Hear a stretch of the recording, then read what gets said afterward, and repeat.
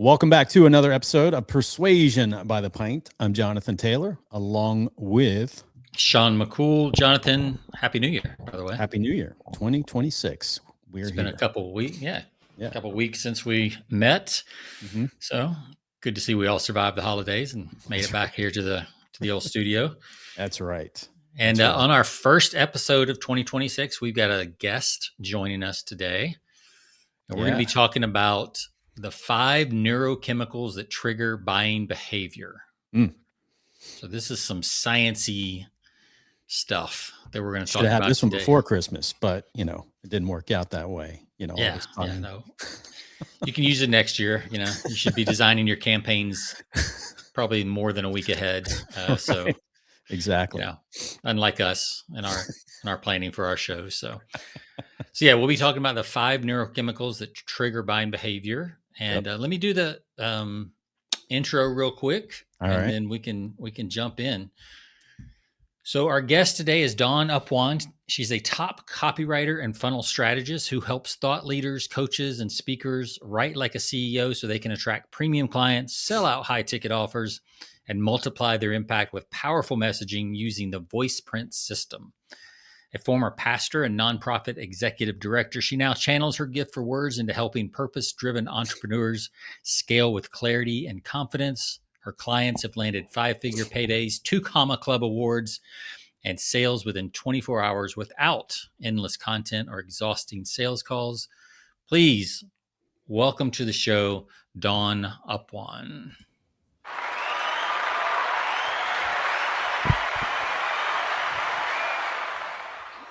Crowd is fired up this new year.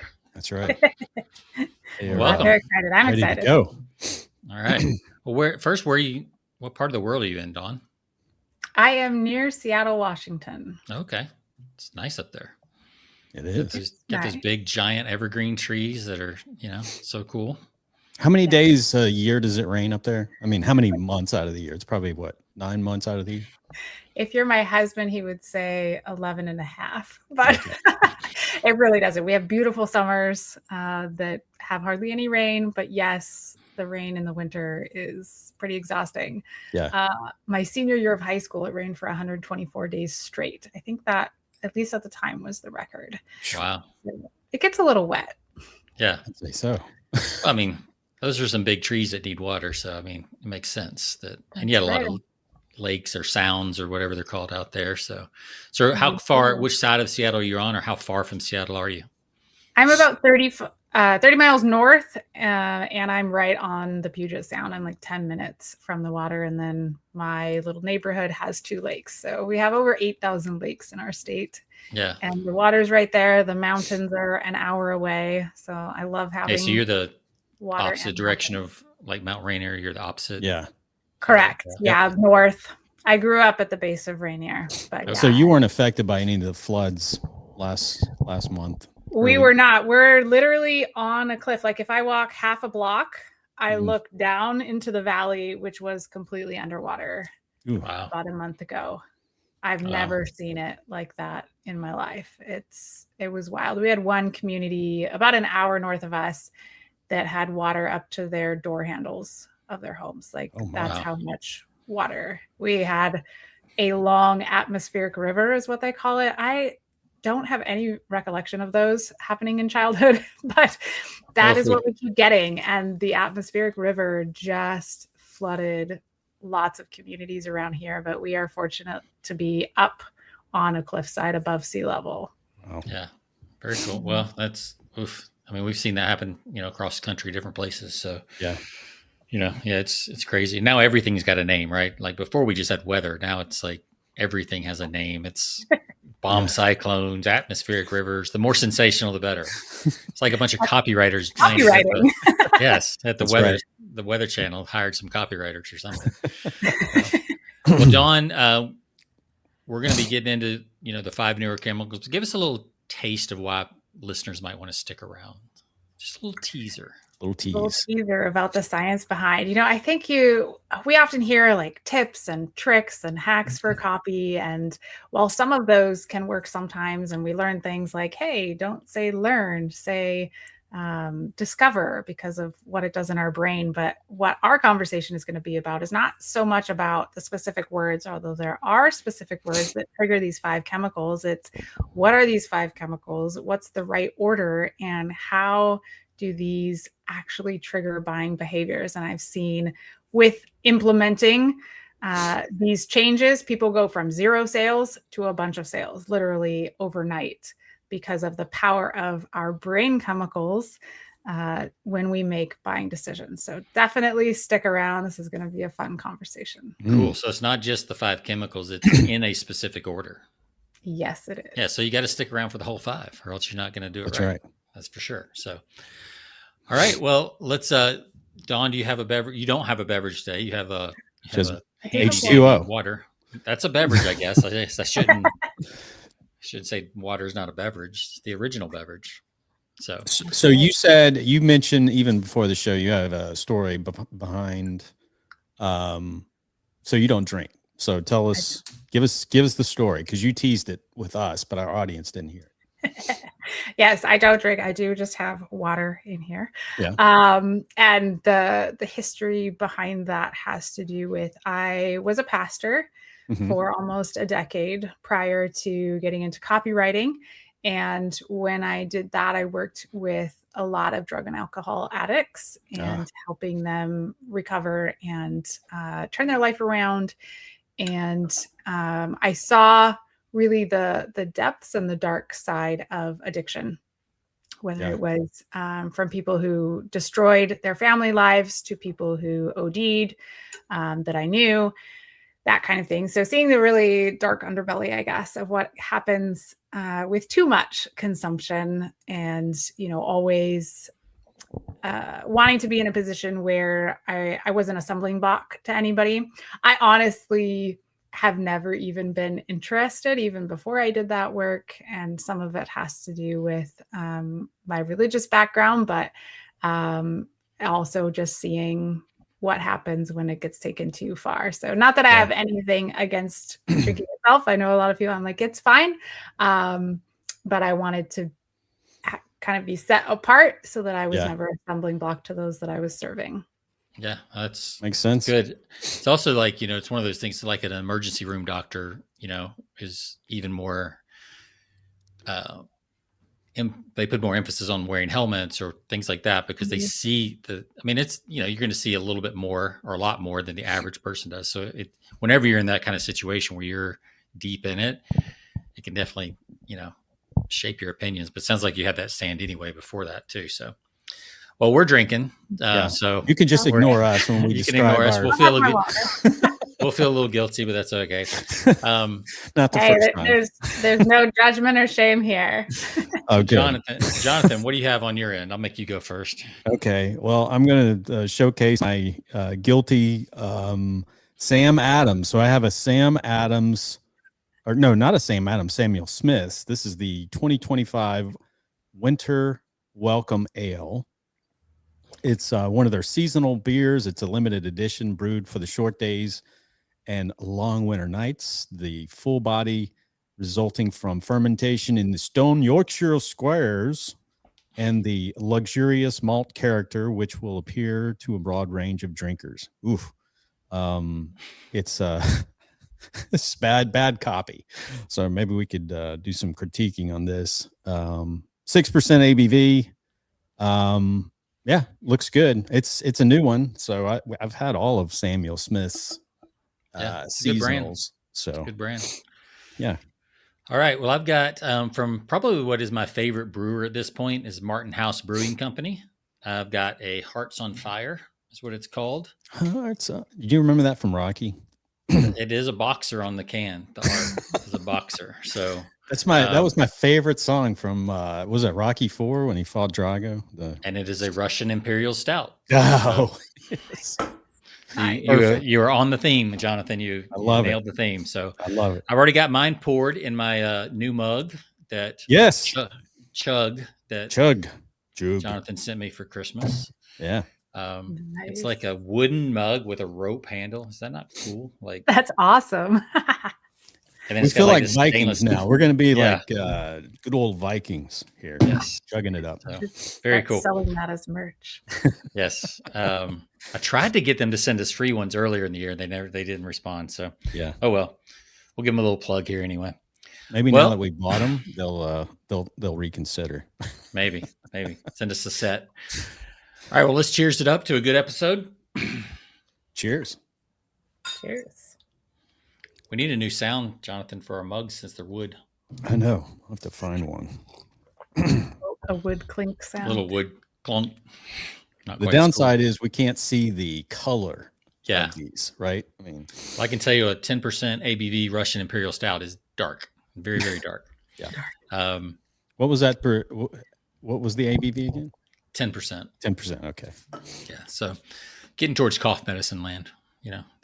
that's strong. So, well, Don, we usually rate our beverages 1 to 5 pints, 5 being the best. Use any decimal points you want. Is that highly filtered water? Is it from a Berkeley filter? How good is that water? Yeah. It's filtered, but I wouldn't say highly filtered. So I guess I'll go with 4.5. But is it mountain water, like spring water, or is it just tap water straight out of the tap? Just Filtered filtered tap like water. tap. Yeah. Okay. Nothing wrong with Sorry. that. Nothing wrong with that. You're probably better off. Most of these premium bottled, bottled It's a scam. They're good waters, it's all a marketers. let me tell scam. you. Yeah, they're all private labeled, and it's probably from the same place. That's the best marketing of the last 50 years is bottled water. What a racket. And what else can you get for, 25 cents at the grocery store, but like $15 on an airplane? Yeah. Yeah, It's absolutely. Crazy. Jonathan, what do you give your Sam Smith there? I'm gonna give it a 3.9. It's okay, just nothing special. Just a 6% ale, dark ale, winter ale. So no different than any other dark ale that I might have around this time of year. So yeah, mine's definitely got the kind of the alcohol taste to it as a Russian Imperial Stout does, and it doesn't have like a underlying flavor like a coffee or anything else. So I'm going to I'll probably do good. I'll do the same 3.9. Like it's not quite 4 and up territory. Yeah. Which is a shame because it's not cheap. So that's ridiculous. Yeah. But you would think at least you're not fooled by that premium pricing, in your mind. You're going to give it a fair rating. Of course. Yeah, of course. All right. Well, Don, let's jump in. I'm excited to learn about this. And you've even got some AI stuff that we're going to work into here during the show. But how do you want to start this? We heard your background a little bit, and I think it's interesting. You're a pastor, because I know in my 15 years or so writing copy, I've met quite a few people who have made that same transition. I think Ray Edwards was mentioned in your longer bio. Oh, yeah. He made that same jump. There's something about that ability to tell stories in a certain order in a sermon. A sermon is very much like a sales letter. Yeah. What is that? What is that book that you've mentioned? I've thought about that book recently, Sean. On the 12 essential skills of preaching. Yes, that's it. Yeah. Really good. Actually, one I haven't read. Yeah, it's actually really good because it actually goes through, it talks about how the different roles that you have to play in a sermon, from like teacher to attorney to you have to wear these different hats as you progress through the sermon, a good sermon to, do that. So interesting. Yeah. What would be fascinating is taking that. I don't know if there's examples in the book, and then running it through Neurocopy and just seeing if it follows triggering the same chemicals. Yeah. And as soon as you said that, I was like, ooh, that could be a custom GPT as well. Never thought about that until just now. But yeah, there's definitely a framework there that is pretty good. Cause you got a call to action and everything in a good sermon. So exactly. And it's about the same. And a lot of times it's about the same length as a good sales letter, 20 minutes, 25 minutes, somewhere in there. Longer than that, people start looking at their watch, want to go to lunch, it's like a lot of parallels. There are many. It's fun to see someone else see that similarity, but I've always seen it. Yeah. Well, where do you want to start? I mean, obviously with number one, but do you want to give any background first about how you kind of came across these 5 neurochemicals? And Yeah. Did you start out as a copy? I mean, I know you were a pastor. Tell us about that transition first before we get into that. I want to hear. Yeah, that is interesting because I didn't jump straight to copywriting. I was pastoring with my husband. Actually, we were both co-pastoring at the same church, and things sort of got really abusive in the organization itself, and we were told that we were failures because our church wasn't big enough, and then they transferred us to another position where they basically demoted us, and in that transition they wanted me to put my 1-year-old in daycare, and I just couldn't do it. I was having panic attacks. My husband thought I was going to commit suicide. It was a very, very dark time in my life, and in that lovely period I started Googling work from home, because I was like, what can I do to raise this little human that I was not ready to give up and have someone else raise 40 hours a week? And I found affiliate marketing. And from there, I bought this $99 course online. I was super not tech savvy at all. Like, I still had a flip phone, you guys. It was embarrassing. And how long ago was this? This was 2017. Okay. So not, wow. Definitely in the smartphone era, right? Yeah. And I was, like I said, I was pastoring, and my husband laughed. I didn't tell him at first when I bought this $99 course to learn how to be an affiliate marketer. I learned how to build funnels, how to run Facebook ads. I told him like a month later, and he just laughed because he's like, you don't even know how to turn the TV on. Like, how are you doing this? And so, yeah, the rest was history after that. I was so determined to make it work so that we could quit our jobs. And that's like a whole, I did write a book about that story, but we lived in a home that was fully furnished. We had 2 cars from the organization, our laptops, everything was provided for us. And then we were making about $2,500 a month combined salary. So pretty hard to get out of that situation. And I didn't do super well with affiliate marketing. I did okay, but copywriting, once I was good at it and I was getting some results, and there were a lot of people in that affiliate community that would ask for my help.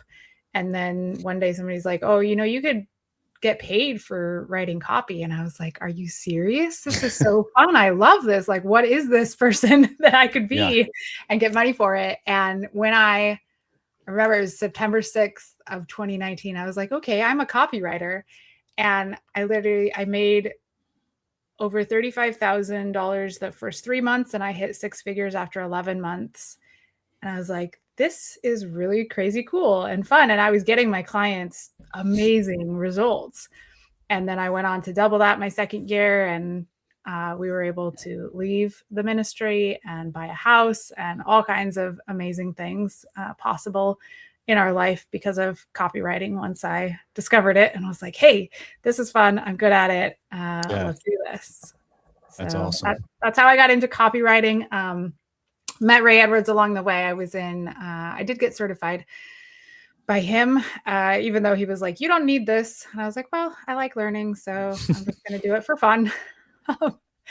And eventually finding the neurochemicals is just so many things. And you guys have probably experienced this in business as well, is thing like this domino effect. You meet this person, you're in this group, you hear this thing, and I'm in Titans marketing with Brian Kurtz. And there's another gentleman in there who also recently stumbled upon this concept in listening to Lori Morgan, who's a very well-known A-list copywriter, as she's big on stories. And he was like, it seems like you're triggering certain neurochemicals with different elements of the story. And so he started researching it, and then we kind of teamed up on some things these last couple months.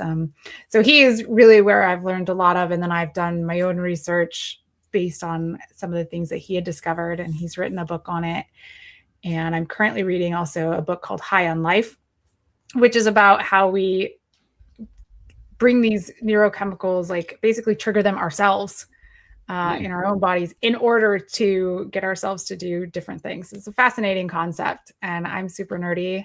Way back in the day, I was a science major, a bio pre-med major. So I still had that kind of history that then combined with copywriting. And I was like, this is so fascinating to me. Yeah. I'm really into rewiring the subconscious mind and all kinds of stuff on the personal development side. So it was this like really cool intermarriage between copywriting and neuroscience. I'm like, this is fascinating. And so and in the meantime, I was also building custom GPTs that just blow my mind all the time when I use them. I'm like, this is so much better than basic AI.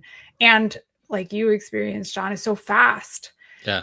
When we're pumping out a lot of copy, and now I have something that can pump it out as good, if not better, than I could, at least for a first pass, and then just apply, obviously still my skill in my brain afterward. It's not 100%, but yeah, that combined, I get really nerdy when looking at all this stuff. So that's how I got into what I'm doing now. That's very cool. Yeah, Brian Kurtz has been on the show. It's been a while. Yep. It's a couple of years since he's been on, but yeah, he's been on the show. Nice. Yeah. Can you say who the other person is that you're working? Yeah, his name is Clive Cable. Yeah. Okay. He's not been on the show, but I know of him. Mm-hmm. I've taken one of his courses, and as soon as you said that, I was like, yeah, that makes sense. He would definitely be into that. His copy is really, his copy is very simple, and like, I know his copy's supposed to be, but his like really feels simple, but it's really, really good. So I've always looked at his copy with like confusion. It's like, why does this work so good? So, right. Yeah, it's like something's going on here that I can't quite see. So I think maybe you're going to uncover some of that today. So that's cool. Yeah. So let's jump in. Like, what do we got to do first? What's the first thing we have to do, or the first chemical that we got to trip in the old noggin to get things going? All right. Well, you might guess this one. It is cortisol, which we often think of as the stress chemical, or pain, if you will. And even Ray Edwards' Pasteur formula starts with P, which is pain, right? Mm-hmm. So triggering the cortisol, we have to get attention, especially in today's like ADD economy. And that's how we do it, is with pain. But the tricky part with all the chemicals actually is that there's a different level based on who you're talking to. Because some people, for example, if they're in a higher level of baseline pain already, if you have too much cortisol, it will shut it down. Yeah, shut everything down. Yeah. So that it's not like you have these 5 chemicals and they're all at the same exact even, like 20%, 20%, 20%. Like, right. It really does make a difference on who your avatar is. And when I show the example at the end, you'll see, this one came up 25% cortisol, but on an offer I'm working on, it came up 45%.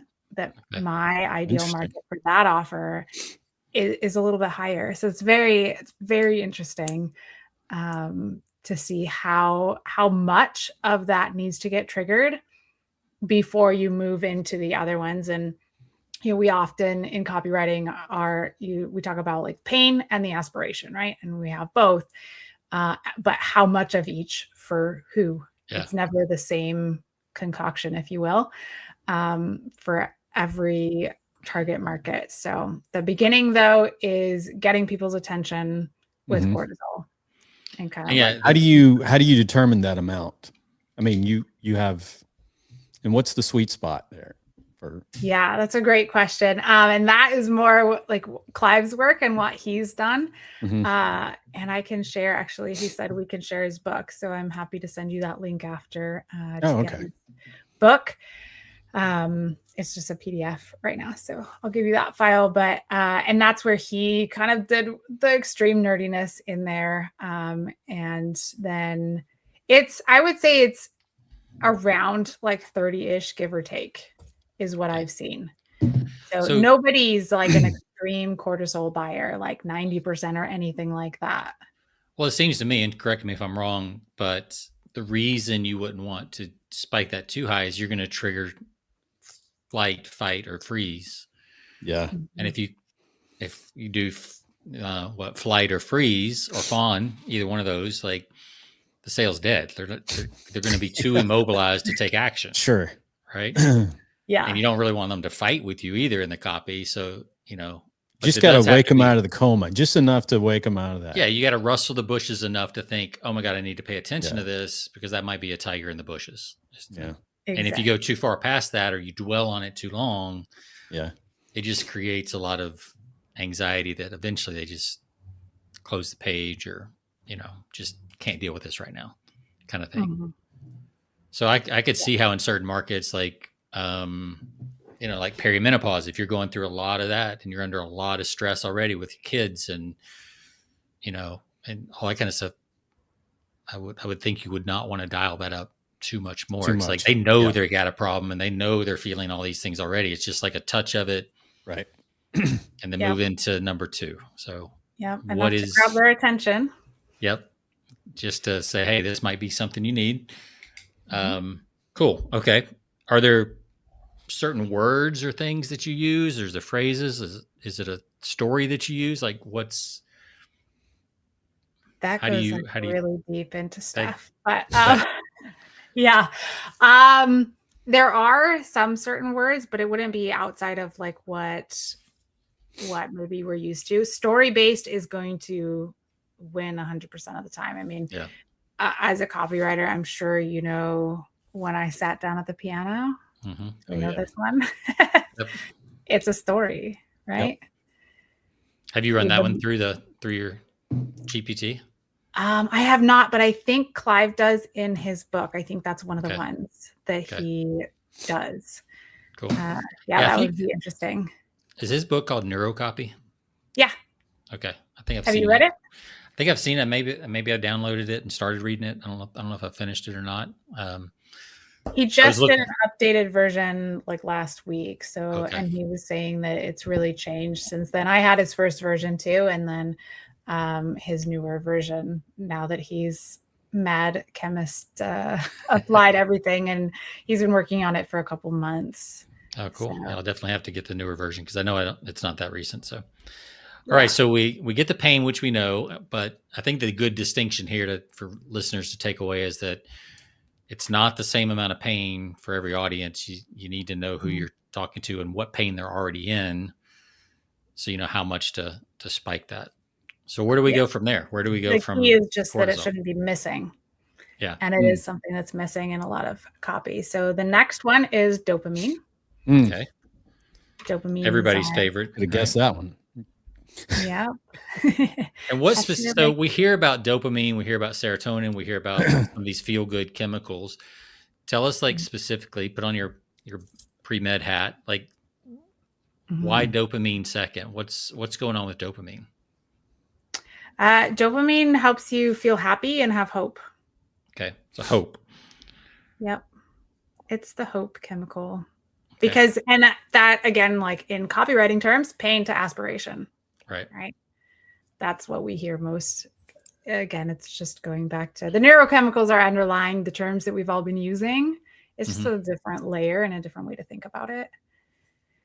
Yeah. And I think it gives it, I think it does help if you understand not just the chemicals, but what those chemicals are doing literally in the body. Like it's not just, or in the brain and the body for that matter. Instead of just kind of these kind of feel good, frameworks that we've had for years, that I'm blanking on right now, but the classic ones, AIDA, attention, interest, desire, the pain, promise, push, those kind of things, all those. So to have these kind of with it. So what are you seeing as far as dopamine, as far as that percentage? I know it's probably going to be different for different people, but talk to us, flesh that out a little bit. Yeah. Again, it is different, but and I would say just somewhere, if you could hit like 30% for all of them in terms of just that it's present, at least, you'll be way further along than if it's missing. And that's so twice. So you've already, yeah.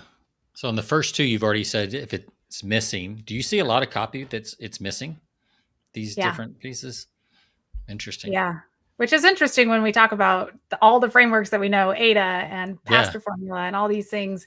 but yeah, I analyzed one the other night where it wasn't missing entirely, but the cortisol wasn't at the beginning. It was way lower in the page. And so it was too late to have cortisol. Because by the end, should have been at the beginning. Should have been waking them up early. With it, because you wake them up, you alert them to the pain, but then you immediately give them hope. It's like, yes, you have this problem, but hey, you also have this hope. Like there's a solution. It's not your fault. We don't let them wallow in their pain for too long. Right. And I think that's a big mistake I see, especially younger copywriters or newer copywriters make, is they can wallow in the pain too long sometimes, because you hear so much talk, especially in kind of the certain biz oppy spaces. They put too much emphasis on pain, I think. And it just gets heavy handed. It's really hypey and so that makes a lot of sense. So dopamine gives them hope. Yep. And these days with the hype, or bro marketing, as some people refer to it, the really hypey marketing, people are so savvy now as consumers that it's not going to work in your favor in a lot of cases. Does this work? I mean, do all of these work with every person, regardless of personality, both male, female? Are there any changes on these that take not place? That I've seen. Okay. And not that Clive, when he's researched all the original direct response that he shares in his book, the greats like Gary Halbert and Eugene Schwartz, back when it was direct mail, all 5 are present in the exact same order every single time. Every time. Okay. Every time. And they weren't consciously thinking about this, right? They didn't have AI to help them analyze and see if the neurochemicals were there, but they're all there. Every single one of them that's made $1 million or more, even up to $1 billion. Well, part of that's knowing your audience too. So I got to say that, you got to know your audience. Well, I think more than that, I think you have to, a good copywriter knows how a promotion should feel as you're reading it. Yeah. Right. Like like I'm working on one right now, and I can tell as I'm more so, if I write a promo and I'm still sold after, dealing with it for a couple of weeks, I know it's pretty good. Right. Cause I've seen the things and I've kind of poked around. So that feeling of kind of feeling that flow and that build as you go, whether you knew it was the chemicals or not, I think most good copywriters have a sense of that, of what that build up should feel like, and the relief should feel like, and that whole process. So I think it's kind of it's not just knowing your market, but it's knowing how that copy feels right as you're going through it. Yeah. If it stays, like I said, if it stays in the pain too long, or if it's too much hope too long, if you stay in the hope forever, then it feels hypey. It starts, drifts off into hype, and and there's no urgency, and there's no grounding to it. It's all up in the air, So, all right, so we've triggered some pain. We got some dopamine. This is like BDSM copy here. Rush going. Triggered some pain, and then a little hope, a pleasure. See, I'm gonna rebrand this as BDSM copy.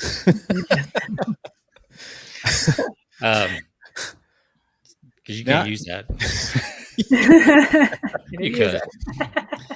All right. So what's number 3? Yeah. Now that we got them hooked on a little dopamine, what's next? We next go to oxytocin. So oxytocin is our empathy and connection. It's the love drug, right? The love molecule. This is like I get you. I understand you. I've been in your shoes. Let me tell you about my story. Type of thing. They want to be understood, right? Right. Our target market wants to know that we get them. So that's what gets triggered there. They want to feel seen and heard. Yeah. Paid attention to. All the things you want in a relationship. It's not your fault. Not your fault. That's a good question, Jonathan. Is not your fault dopamine or oxytocin? I would guess not your fault, dopamine or oxytocin. Feels more like oxytocin. I think it's hope. It's I think it's dopamine. Yeah. It's hope because it's like, oh, it's not me. Like, I think that's where the turn from cortisol to hope happens. If you use that phrase, which a lot of people do, I think that's what that is. It's like, oh, thank goodness, it's not just me. But yeah, I could see it argued the other way too. But that's put that in your little GPT and see what happens. Like, what is that? You know, figure it out. What is that transition? Which transition is that? So tell us a little bit more about the oxytocin and the love. It's feeling seen, feeling heard. You're telling your own story that relates, I guess. Yep. That's the main, if you remember, connection and empathy. Okay. It's because that's what, they feel seen and heard and known by you. And that is what you need for the setup for the next chemical. Is this your favorite, the fourth one? Serotonin. So serotonin is your trust. It's sort of, well, we would know KLT, right? Know, like, trust. Yep. Same, just a different wrapping, different way to say it. Well, and serotonin is also your gut, right? So it's your gut. Serotonin is actually produced as much in the gut as it is in the brain. Your gut's your second brain. Right. Yeah. And it's actually faster than your brain in your head. There's a great book. It's probably 20 years old now, called The Other 90%. I don't know if you've read that one, Dawn. I haven't. It's super nerdy. Lots of stuff. It's called The Other 90% by Dr. Robert Cooper, I think is his name. Yep. Yeah, literally, I think it's 20 years old, but it was so ahead of its time when it was written. I'm surprised. And he has another book, but it's not nearly as good as that book.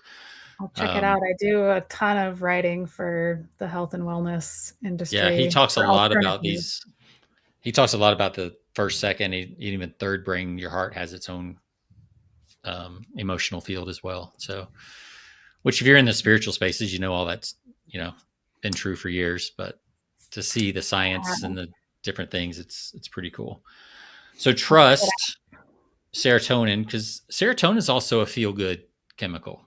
For sure. Yep. I mean, if you're on drugs, that's usually what's being triggered is serotonin, right? Serotonin. Yeah. Serotonin and dopamine, you'll hear them kind of hand in hand or interchangeably. They are different, but they're both the feel good. They're just slightly nuanced, right? With dopamine being the hope and serotonin being that trust. Like, once you have established that connection because you empathized with them, then they trust you.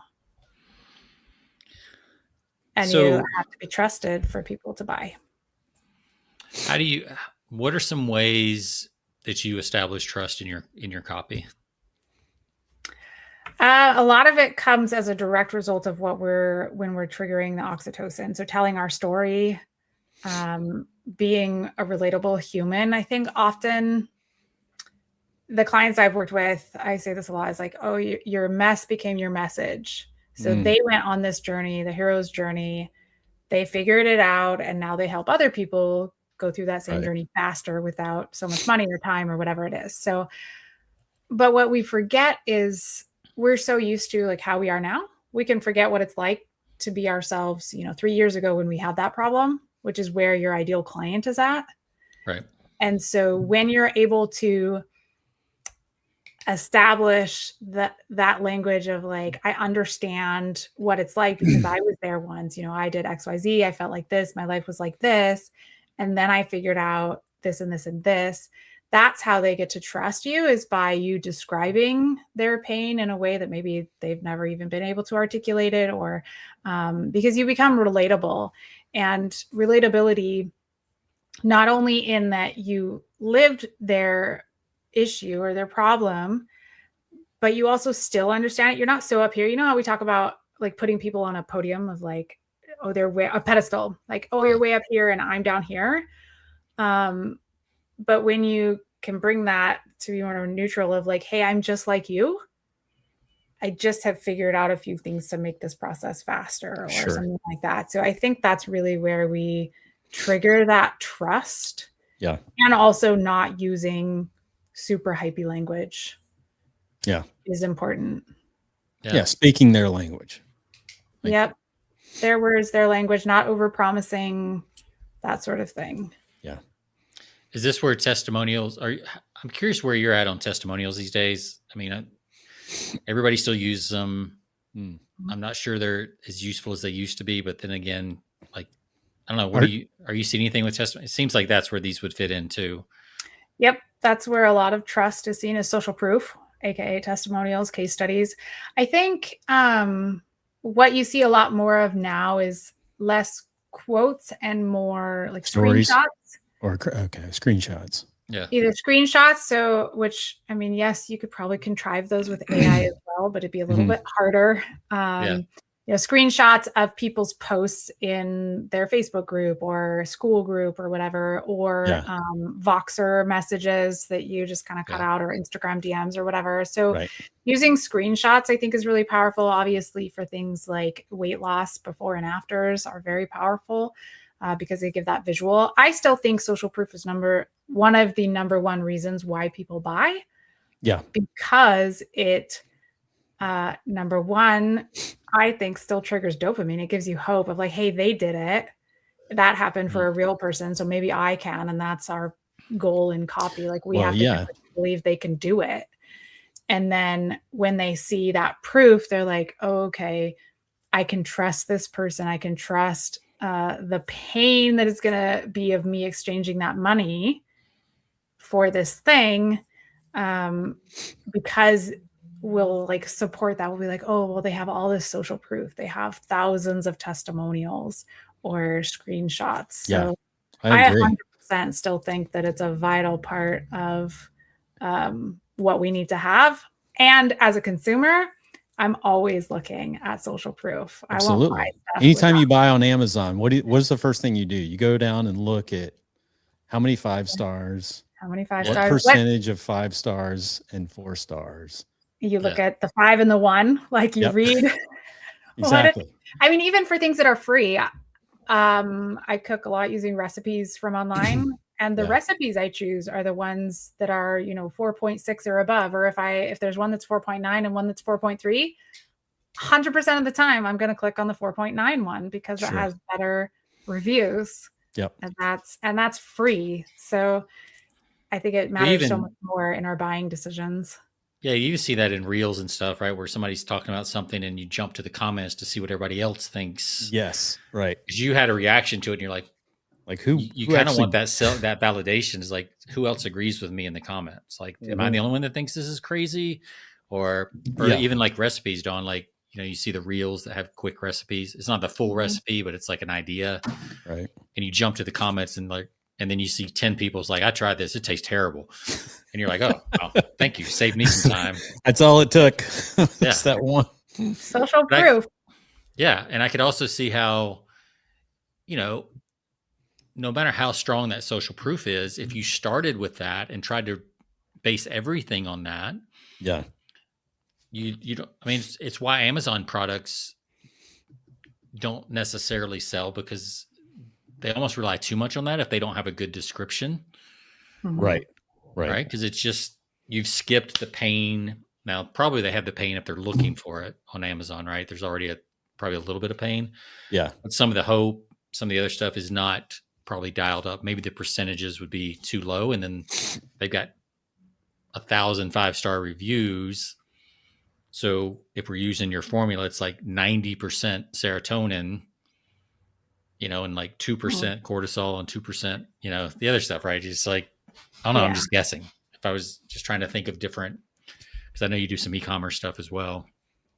Yep. Yeah. You don't need a ton of social proof. It's like people just justify, what's the old saying? We always say like the emotion drives the buy, and then they justify it with the logic. So you don't need a lot. You need enough for them to justify, okay, this is the right choice. Yeah, you need 3 to 5 that they can read, and then you need a bunch more that they're never going to read, but they just see there. Yeah. So, yep, there we go. It's like, okay. The best 3 right at the top. Exactly. Yeah, always. The top and the bottom, somewhere else. Okay, so we've triggered cortisol through some pain. We've given them some hope, dopamine. We've shown them connection and empathy, oxytocin, and we want to trigger the serotonin, so we start building some trust. What's the final piece? Like, how do we bring this thing home and get them to click the button? Or whatever the next step is. Great question, because you don't want to end on stress or adrenaline or anything like that. You want to make sure you don't trigger those at the end. So the ending is endorphins, which is an easy to remember because it has end right in there. Yeah. Endorphins, because endorphins are relief. You want them to feel relief that their problem is going to get solved. Yeah. And in fact, sometimes that relief is so high that people never open the product they buy. Exactly. Once they click the buy, they think their problem's already been solved, and they never. Isn't that fascinating? Yes. Which then you get a whole nother problem as a business anyway. If you really care about your customers and all that, is how do you re-engage that person after that relief and get them? You almost have to go back through the cycle to get them to consume, especially in information products. Yeah. Yeah, I think information products is something like only 8% consumption, and it's a $41 billion industry. Yeah, it's crazy. Do you do mostly info products, or you do services, or do you do? I know you do some e-com, but what do you do the most? Most of what I've been doing lately in the health and wellness space is webinars to high ticket coaching. So that's where I've been playing a lot. And then my own offers, I have a service-based offer. And then what I'm creating now is an info offer in the Christian space utilizing the neurochemicals and the ability, neuroplasticity, neuroscience, and faith. So that'll be productized eventually. And then I do have books on Amazon. So those are products. So I've done a lot of things. I enjoy the variety of selling different things in that sense. Yeah. Are you into human design, that theology or the stuff? I am a generator, 100%. I was going to say you're either a manifesting generator or generator, one of the two. I'm a 6-2, which is funny. It's like the role model hermit. So I love copywriting. Oh, that's yours too? Mm-hmm. It's perfect for copywriters. Writers, copywriters, coaches. Yep. For sure. I was like, when I discovered it a couple years ago, I was like, yep, that about sums it up for me. Yeah. I can't believe a former pastor believes in human design. That's just crazy. Oh yeah, I believe God created us, so God could create all those things. It's so crazy that, this is a side conversation, but like because when I stumbled across that, I was like, really? Like, you can tell all that for my birthday? Like, there's no way. That's legit. Hey, whatever, So I think we still have to, look at it. You can't believe everything, kind of like you can't. The old, what is it? The State Farm commercial. It's like, you can't believe everything on the internet. Yeah. You can't believe everything that comes out of ChatGPT. Right. I don't look at it as like gospel truth, but I really do see it as, I think Richard Bandler, is that the founder's name, who discovered human design. I think, my personal beliefs is that God can reveal all kinds of things. I mean, you look at people who, like crystals would be another example. Like, do they really have the powers or the things that people relate them to? Or like, could God have done that in creation? Yeah. Could God have designed that in the stars and when you're born? I'm like, sure. Like, he's infinitely creative, far more than I am. So I still just look at it, at least for my personal beliefs, through the filter of scripture. But I think there's a lot of value there, and we can learn a lot. And you don't have to throw the bath out, or the baby with the bath water. Sure. Yeah. Speaking of which, do you like using cliches in copy? Yes or no? Since you gave us a cliche there. I just gave you a cliche. What do you ask? Because I just read. Have you read Bill Schlay's Microscript book? No, but Clayton Makepeace, who I worked with and before he passed away, loved cliches in copy because he felt like they were basically contemporary wisdom and accepted truths that as soon as you said them, it just bypassed everything and went straight into the brain as fact. Mm-hmm. If it's placed correctly. So I'm curious what you, because they had heard them so much. That's just part of it. It's folk wisdom. It's our version of the Proverbs, right? Yeah, There's a lot of these cliches and stuff. Yeah, I think they can be very valuable to get that, like the vernacular and the language that they already know. And I wouldn't overuse them. I think there's a time and a place for them, and certain ones I might not use. But microscripts is really fascinating. I just read it, so it's like very much on my brain. Of you start seeing it everywhere. Once you. Who is that? Who's that by? Bill Schley, Schley, I think is his last name. Things like, and I had read this before months ago. We have the campaign, the seatbelt campaign, Click It or Ticket. Mm-hmm. And it used to be seatbelts save lives was their term, like forever. And then they changed it to Click It or Ticket. And the number of deaths has gone down like something insane, like 30 or 40% since that campaign. So what do they know which made it? So is it the rhyming that made it work, or is it the instead of it being like saves lives about other people, whereas Click It or Ticket's about me? I think it's the rhyming. It's that our brains are it triggers that like easy to remember. It's also got the hard C's, like Coca-Cola. Hard C is really good. Yep. Yeah, for the brain. But even things like melts in your mouth, not in your hand. Mm-hmm. We probably all know that. We also know it's not true. I don't know. Yep. Especially if you grew up in the South, it is absolutely not true. It is absolutely not true. I have a funny story about that with my brother. He worked in Yellowstone National Park. He was in charge of their like environmental youth division at environmental education for many years. And he would then, after they'd like do trail work all day, he always had peanut M&Ms, like huge bags of them. And they would go jump in the hot springs or jump in the rivers to cool off and swim. And then they'd drive back to the dorms, and he would be driving. So he would always have the M&Ms in his lap. So his funny thing was like, melts in your crotch, not in your hand. Yep. Got a rainbow. Yeah. Well, right rainbow there. Yep. But that is, and Bill Schley talks about that phrase. That's the OG Mad Men.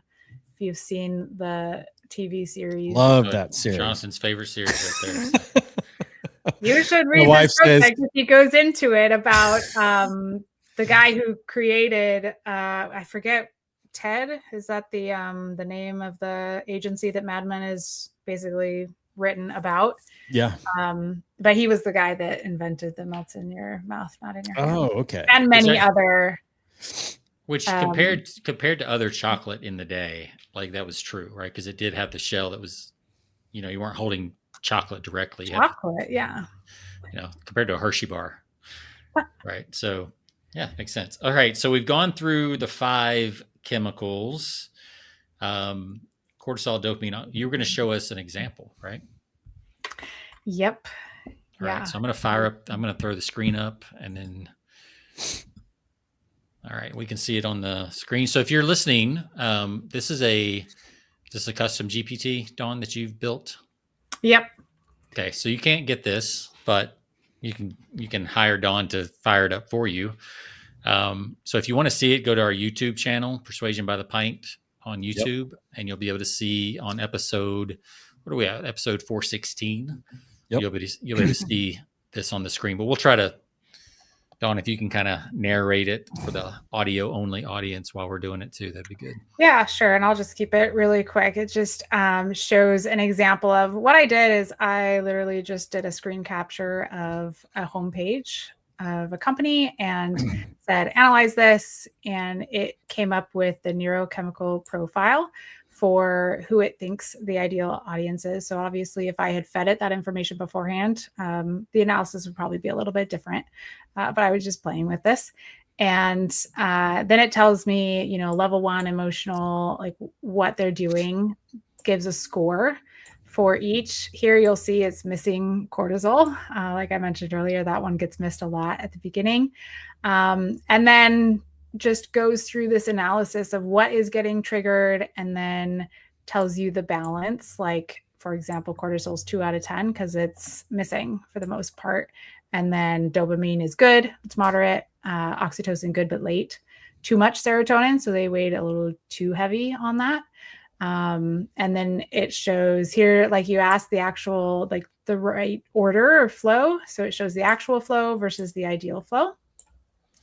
And yeah, it just keeps going. Again, like I said, I won't That's cool. bore you with all of it, but it goes further and further. And then, if you really go deep into the analysis, I can then carry it further and say, okay, now that you've analyzed it, what do we do to change it? What do we do to add it?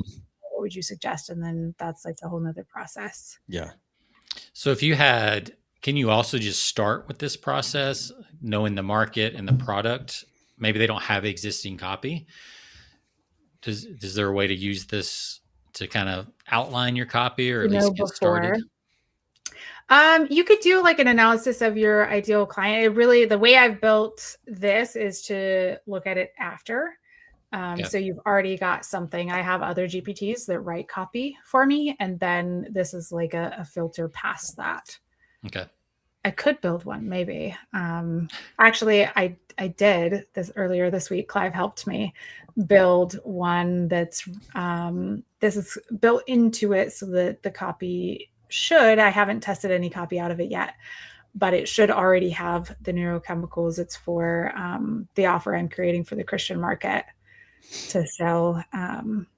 That combination, like I mentioned earlier, of neuroscience and faith, bringing those two things together. I have an offer that I will be launching.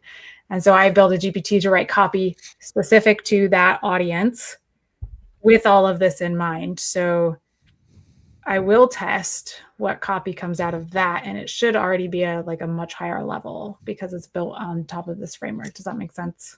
Yeah. But I'll still run it through this GPT because that's the beauty of GPTs is they do way better at what they do when you just give them one job. Right. Yeah, and that's where, you're not going to be able to just, somebody listening to this episode, they're not going to be able to just take these 5 things, put it in chat and say, hey, look at the sales letter. It'll probably give them some information, but it's not going to be able to break it down the way, because the constraints are not there. It's going to wander off and. No, this is a good framework for. So. Yeah, I like this.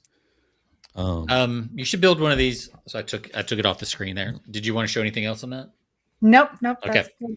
Have you considered doing that as a sermon builder as well?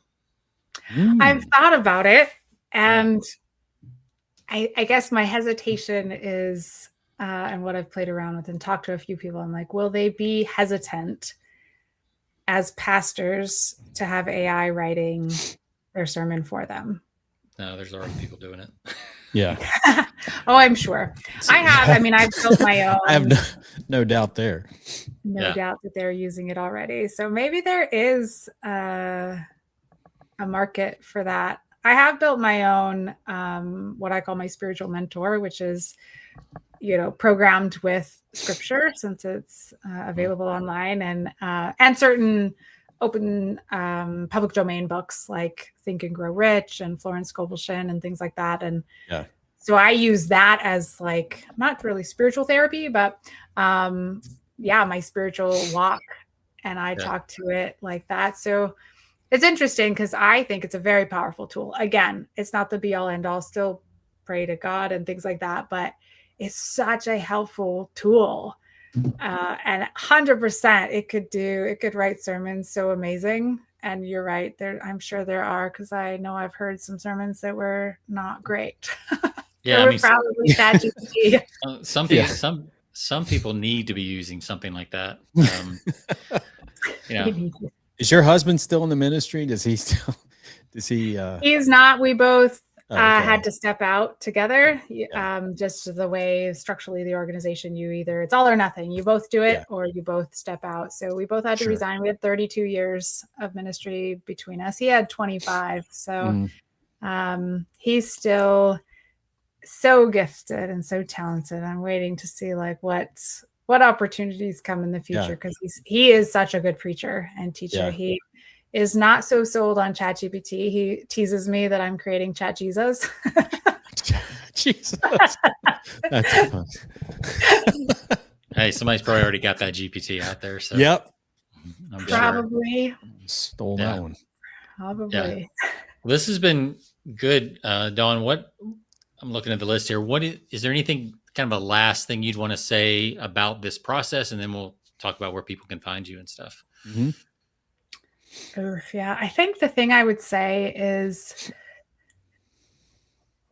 go into, if you're not using AI, whichever one you like best, Gemini, Claude, ChatGPT. I build them all in ChatGPT. If you're not utilizing custom GPTs of some sort in whatever LLM you want to use, that's where I would say, like, at least start there. There's so much potential. And I mean, you could just see in that couple of minutes of what can be done when you have the human input into the machine and then utilize it for what it's meant to do as a tool, not to replace us completely. But, people always say, AI is not going to replace you. Somebody who's using it is. And I personally think we need to be using AI. I think it's an amazing tool to help us do better. And for me, it's all about the impact that we want to have in the world as business owners. We solve problems. Like, that's our purpose, right? To help people, to answer people's prayers. And what better way to do that when we know the tools and can use tools that help us do it faster and help us do it better. Like, my copy's better now that I understand neurochemicals. So absolutely. How much time did it take you to create this custom GPT, with these, using these 5 principles or these 5 neurochemicals? Like, this one, that's a hard question to answer, because I feel like custom GPTs, it's been a process. I started building them in April. Yeah. So, I mean, I still am probably a baby in terms of my understanding of them and everything. And so much has built on all this time that I've already spent building other ones. So this one, I mean, I did this one more recently and working with Clive in the last month or so. And I would still say it's in its like baby infancy stage. I'm still like fiddling a lot with it and trying to refine it and things like that. Well, that's the thing. Once you have them, I mean, you can fiddle with them and you can fine tune them when you start seeing the output, right? So, yeah. Did you learn a lot of this from Gasper? Or who else did you learn the custom GPTs from? Such a funny question, because I don't know. And I'll tell you why. So I got this like weird email that said, like, your coffee appointment at 7:30. And I was like, I don't have an appointment for coffee with anyone at 7:30. So I opened this email and it was super weird. I don't know who it's from. It has no name, but at the bottom is a link to a Google Doc. And I don't even remember like what it said before the link. So I clicked the link, and the link is a sales page for a custom GPT course. And at that time, I did not know those existed. Like, I was like, custom GPTs. I was using AI, but I didn't know what it was. And I read the sales, it's long Google Doc. Mm-hmm. And I'm like, this is interesting. Like, this is really cool. I think I like this. And so I bought the course, and I still, none of those videos does it have the guy's name. He never shows his face. Like, I still to this day, like, I have no idea who this person is, how they got my email, how it ended up in my email, why I opened the link. I don't know, except that it was a God miracle, because it has completely transformed my business 100%. Like, this is all I do now. For the most part, I still write copy for some clients, but utilizing AI, which makes it way faster. It gave me, I don't know, like more than $60,000 the first 3 months of learning custom GPTs added to my revenue that I wouldn't have had otherwise, which is pretty significant for a lot of copywriters. Yeah. They'd go for that in 3 months. So yeah, I think it's just been a skill that's absolutely invaluable to me. And I got so excited about it. I taught copywriters back in June. I did a course that I now sell on Evergreen on how to build them. So I do, like, literally it's copy and paste. You could cheat everything off of me from that course. I was like, here's what you put into it. And that's all. And you can have all of my GPTs from that. So yeah, that would be my last word, is like, don't discount what AI can do, because it is a phenomenal tool. We're living in an incredible time in history. Oh yeah, no doubt. Well, how do people find out about you? Yeah, they could go to copyqueensinc.com, which I am going to be revising with new copy from my copybot. But that's where they can find me. And also I play a lot on LinkedIn and Instagram. So love to have conversations with people. That's one of my favorite things to do, is just chat. So if you look me up, Copy Queen, Dawn Copy Queen on LinkedIn or Instagram. And can people find the episode? Can people find your course or your product there that you were just talking about? It will be updated very soon so that it can be found. Yes. Cool. Or you can DM me and I'll give you the link directly. Yeah, I'd like to check that out. Yeah, I'm going to drop your Instagram in the comments as well. Yeah. Cool. Yeah. So, and I'll follow you over there. Amazing. Consider yourself followed. Follow you back. Yeah. I don't post much good stuff on Instagram. So, yeah. But yeah, very cool. So, well, John, this has been fun. Has been. Thank you. Love this idea. And I love just Thank you.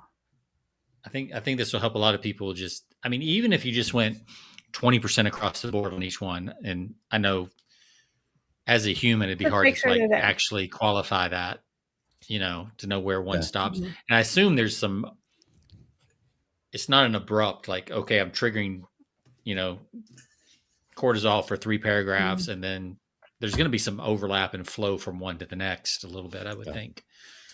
Yeah. And that's where, I mean, to be honest, I get lazy. That's why I have AI. Exactly. Right? To analyze that. And just, I mean, we're human beings. Some weeks you're going to be tired and your copy's not going to be as on point as it would be. And that's the beauty of the GPT. You can put out, I mean, it's why people have factories, right? And not handmade things, because you can put out the same product over and over and over at a high quality that you just can't do by hand, you know, because you're going to have times that you're sick, or you're going to have times that you're, you know, your energy is just low or whatever. So I think from that standpoint, it's great for clients because you're delivering a higher product more often, higher quality product more often, and faster. You know, so you can work on your business and not in your business. That's what we should be doing, right? That's a catchy phrase. You should trademark that. Custom GPTs have saved at least 30 to 40 hours a week of work. Okay. So you say that. So I got to ask you, because I see a lot of people who love AI and they're talking about how much time it saves, but then they just work more.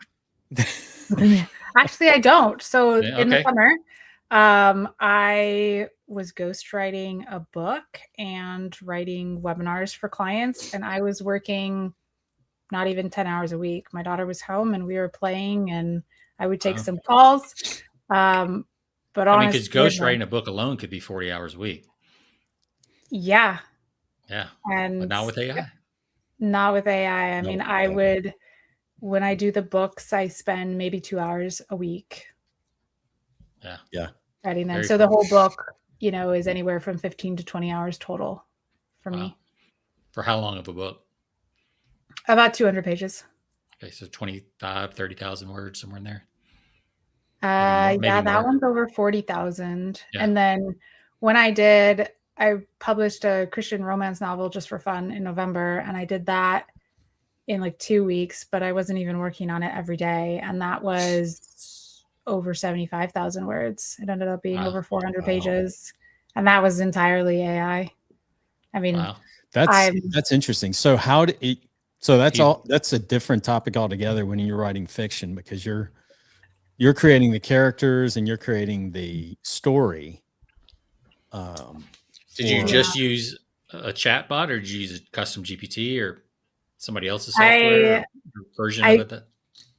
I say co-created because, again, there's a lot of human influence. But yeah, my custom GPT, and then I did use Claude for some things, kind of bouncing back and forth and using both depending on what I liked. But Claude seems like a better writer than it's different with storytelling. I found that it was better, but ChatGPT is way better for like outlining and coming up, like with ChatGPT, where I started was coming up with the idea for the book. Actually, there's 12 books. So I'm on book 2 of 12 right now. Wow. I'm kind of a go big or go home human generator, you know. So this is a series you're putting. So you get bored with it, then you're done with it. Yeah, it's a whole series, or will be a whole series. That's great. So you've knocked out 2 of 12. No, I'm in the middle of 2 now because I pretty much took December off. I was like, I had a ton of client stuff and just didn't have the free time. So I'm just curious. So you went about, you had 12, you had 12 in mind to begin with, right? Before you started. Yeah. With conversation with chat. So even coming up with the idea. So the basic premise of the book is that there's, the matriarch character dies and the granddaughter discovers these 12 letters that she's written to different people in this small town. And each book is based on a letter that dead grandma had written. So book 1 is to the father of her high school sweetheart that had been gone. She left town, was gone for 10 years, and she comes home for the funeral and, comes back to small town life that she never wanted to do and yada, yada. So that's the basic premise, which I came up by having a conversation with chat. And then I came up Sounds like a Hallmark movie right there. Yeah. Dawn would like the flower letters, Sean. Those are. Yeah. Are you familiar with that? The flower letters? Have you heard of that? No. Oh my goodness. Oh, it's a business that this guy created. You just look up the flower letters. Okay. But every 2 weeks they send you this letter, and it's like a love letter. You can pick different genres. Yeah, there's like 6 different genres. Like you could go back to, and every 2 weeks you get a love letter in the mail, basically that you read, and then it unfolds over the course of a year. Yeah, that is so cool. It's like an $8 million a year of business now. And I bought insane. I looked at it even after Sean and I talked about it. So I got my wife this for Christmas, and she loves it because she's already gotten her second letter, and she loves the old now there's England, British, 1800 genre. So the romance there. So there's spinoffs. So cool. There's like murder mysteries that you can solve they send you a file every month. It's incredible. And you have to sit down and put all the pieces together and figure it out. It's got letters and all kinds of stuff. Like so awesome. Yeah. So and I think that's a good way, because there's going to be a lot of pushback with AI because people can't really tell what's real. So if you can put some physical elements in it, even if it's written by AI, it's going to feel more real if I get a letter in the mail.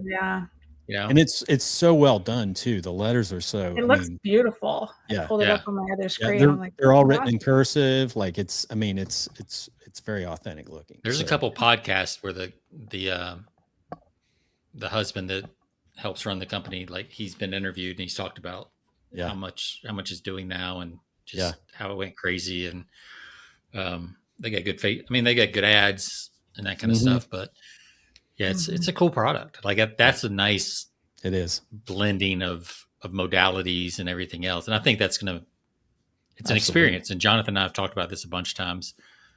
Yeah. Physical and experiences are going to make a huge comeback over the next few years. Rachel's like, she's excited. Like she gets 2 a month. So, we talk about that, that trip to the mailbox again, people love the going back to the, physical. That's brilliant. Yeah.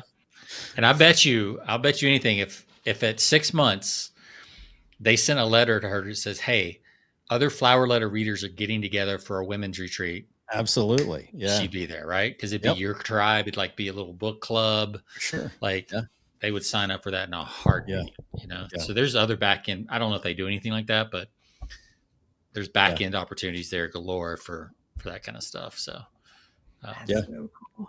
Dawn's head is spinning right now. She's like, "Can y'all shut up? I got to build a GPT real quick." Yeah. She's off. Hey, this she's is like, worth "Sorry, the time, honey." right? I mean, like interviewing, it's like. Yeah, she's like, "Date night's canceled. I got a GPT to build, custom GPT to build." Yeah. Yeah, that's funny you mentioned that, because I remember about a year ago, somebody on Titans was like, "I talked to ChatGPT more than my wife." And I laughed. I was like, "That's ridiculous." But wow, definitely true now. I talk to Chat more than my husband. Oh, I use Chat more like for the personal stuff, and I use Claude more for like work. Yeah, there's something about the way Chat, like Claude gets a little too, I don't know, it doesn't have that same feel on just like everyday personal questions. Yeah. Mm-hmm. It doesn't have that same feedback feel that I think Chat does. I mean, we'll see once they start rolling out ads and things like that on chat. And now they got chat health coming out, that should be interesting. Because I'm sure that's going to be, who's buying the first ads on that, all right? Pharmaceutical companies. Of course. And all of a sudden, all your answers are going to be like, have you tried, whatever? Ozempic? Yeah. No, I don't want to. Yeah. It's the beginning of the end right there when ads start coming into the platform. Yeah. But, I'm sure we'll be allowed to upgrade to a premium edition that doesn't. Yes. Ad-free edition, of course. Oh, of course. Yeah. That's how they all start, right? It's free. Yeah. Then there's a paid tier. Then there's an ad tier. Then there's a paid without ad tier. Like it's just like we know the drill at this point. Brilliant business model, that's for sure. Yeah, until everybody's got so many subscriptions, they don't know what to do with them. So exactly. So I'll ask you this before you go, and then we'll let you go. Your go-to is chat. Do you use any of Perplexity, Claude? Do you use any of the other? Do you have subscriptions to all of them? Do you use an aggregator of any kind, like I saw Perplexity now has all the models in it. All in it. Cat Hub brings in 6, like Perplexity and Claude and Chat. So I do that sometimes. Again, my go-to is ChatGPT. Sometimes I'll hop into other ones just to compare. Yeah. Which is always, I think, interesting. I think there's a level of, you need to have a balance, right? You can't know all of them. Yeah, and be good at all of them. And I happen to choose Chat because I got that beautiful gift from God for a custom GPT course. So it kind of narrowed my focus on ChatGPT. And and they're all watching each other for features and all that stuff. So they're gonna keep one upping each other. So I agree. I think you can. Right now, I have Chat and Claude, and that's pretty much the only 2 I use. Mm-hmm. But I am curious. I didn't realize Perplexity had added in the other things. I guess revenue must not have been good enough for them. Sure. So now they're going to aggregator. I've never had a Perplexity subscription, so I'm not as familiar. Yeah. I mean, I know it's great for research. Yeah. Even, what I've heard is using between the combination of deep research and really good prompts in ChatGPT, you can get as good, if not better, than Perplexity. Yeah.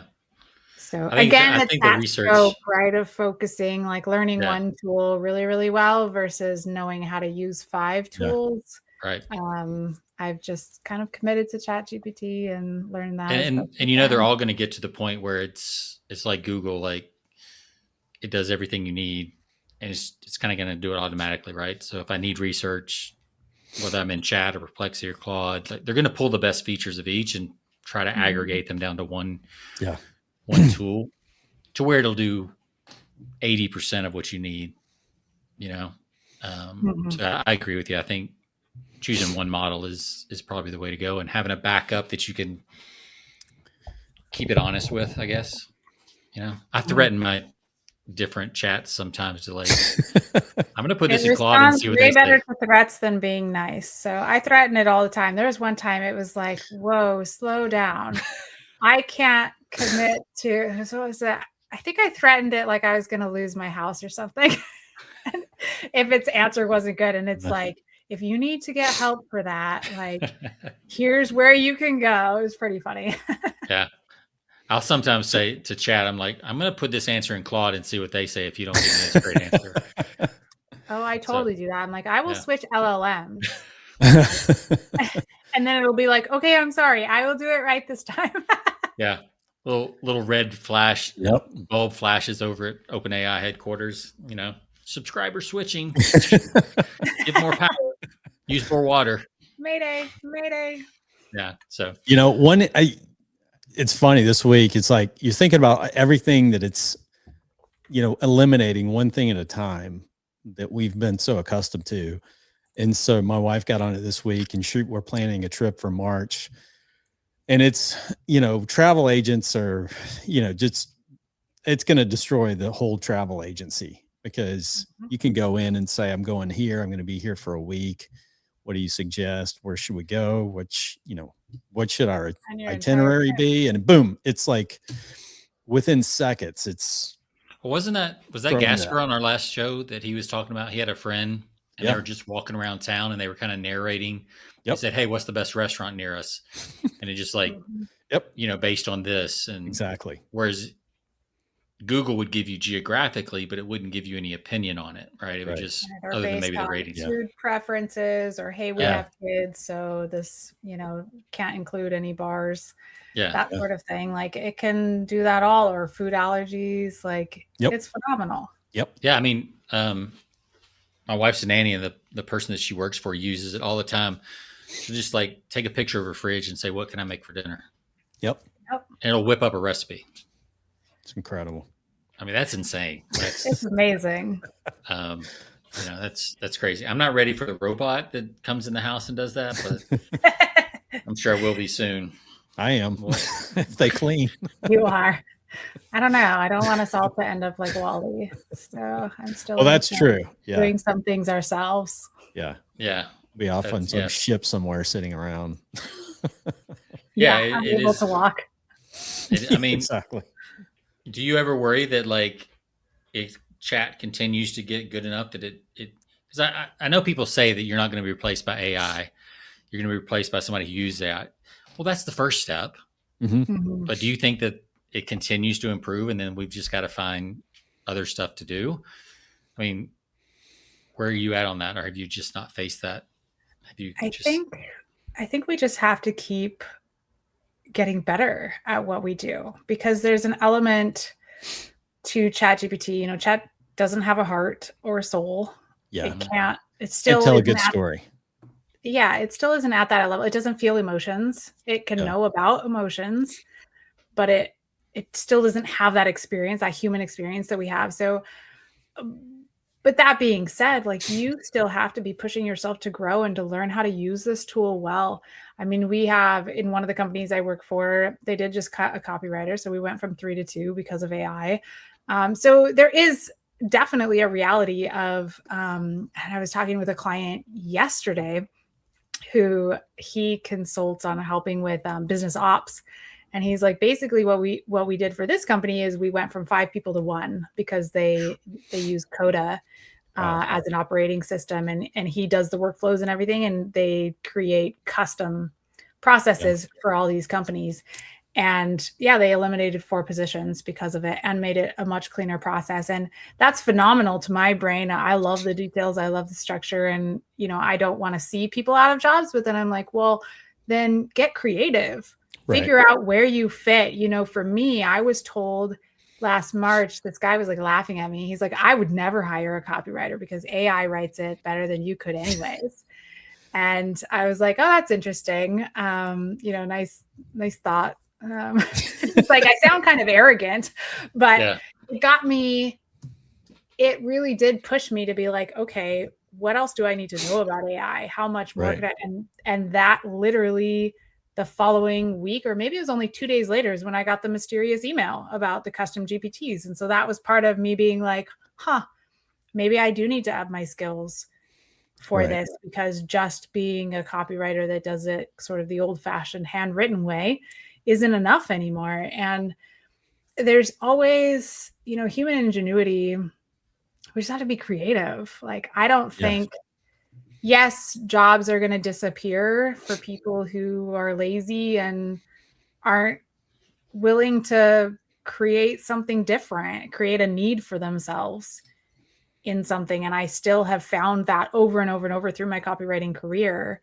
We used to just be able to be a copywriter, and then it was like, oh, you have to be a list manager and a copywriter, and be in their Klaviyo accounts or their Active Campaign or whatever, and be able to schedule. And that was another skill that was like, you have that skill, or being able to build the funnels and write the copy. I knew how to do both. So it was like all along, I don't know if it's just having an eye for it or being like, I don't want to be the person that gets, I don't want to be the next Blockbuster. Yeah. And the reality is, people who are unwilling to look at AI and figure out a way to still exist are going to become Blockbuster, or, the famous the Kodak scene in Mad Men. Kodak doesn't exist anymore because they were stuck on film, and they did not embrace the digital world, and Blockbuster could not embrace the digital world. So I think that's, let's learn from history and other businesses that didn't. Well, that's what I mean. give it to Netflix because they did make that pivot. Mhm. They could have stuck to their guns with CDs, DVDs by mail, and they made that pivot quick. And now they still own the market for the most part. Yeah, it's a huge. I don't know what they're valued at annually, but it's big. Yeah, it's a lot.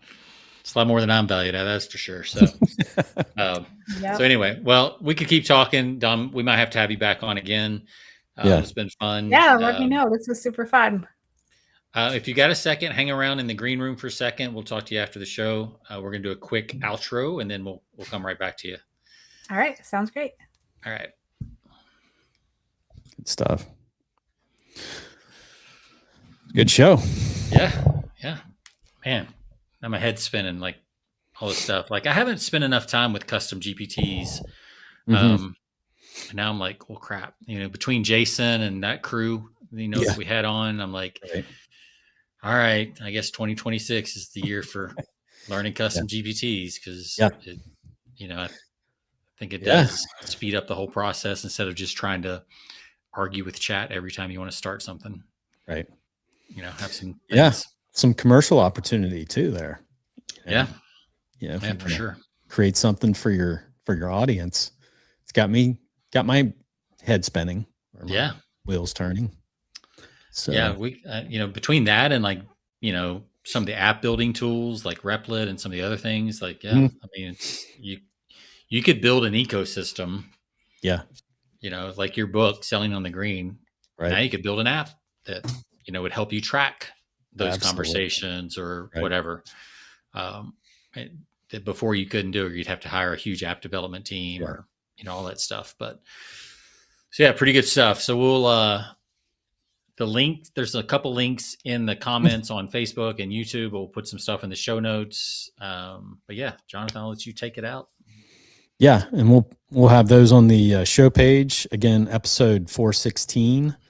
If you're going to the website, you can check that out. persuasionbythepint.com. You can check us out on all of your favorite channels, whether it's Spotify, Apple, iTunes, wherever you find your favorite podcast. Be sure to check us out and subscribe. And Sean, that's a wrap. I guess we'll see you all next week. Do you have a guest next week? I'm trying to remember. Is that I think next week we'll probably do a flight, and I think the 23rd we're gonna have we're gonna be talking about cults again. We love talking about cults. So we'll talk about cults. Teach you how to start your own cult in 2026. Yeah. So that'll be fun. We don't need as if we haven't had enough episodes on cult building. Maybe we could create a custom GPT cult, so it's like a digital cult. It's like just thinking about that. I mean, perfect. A lot less headache. Whatever. Like so, all right, we'll talk. We'll do some kind of synthesis on those two and that. But next week will probably just be, unless a guest pops up, it'll be a random flight of persuasion next week. All right, sounds good to me. Have a great week, everyone, and we'll see you on the next episode. See ya.